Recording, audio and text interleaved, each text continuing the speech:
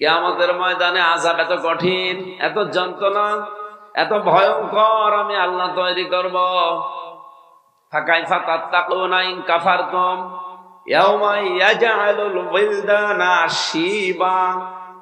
যুবক মানুষ কিয়ামতের কঠিন দৃশ্য থেকে বুড়ো হয়ে যাবে। শুধু বুড়ো হয়ে যাবে এতটুকুই না, পৃথিবীর যত সম্পদ সে উপার্জন করেছে, এমনকি তার মা বাবা, তার স্ত্রী, তার সন্তানকে পর্যন্ত সে মুক্তিপণ হিসাবে দিতে রাজি হয়ে যাবে। মোমেন সাহেব আসি কথাটা যদিও নরম ভাষায় বলেছি, এটাতে কত ওজনওয়ালা কথা আপনি টের পাচ্ছেন। ফারিহারে দেখে বালি নিয়ে খেলা করছিল, সমুদ্র সৈকতে মনে হচ্ছিল এ আমার কাছে এত বেশি মায়া মহাব্বতের জিনিস, তামাম দুনিয়া দিয়ে দিলেও এর কষ্ট দেওয়া সম্ভব না। অথচ আল্লাহ বললেন কিয়ামতে এই ফারিহাকেও মানুষ মুক্তিপণ হিসাবে দিতে রাজি হয়ে যাবে।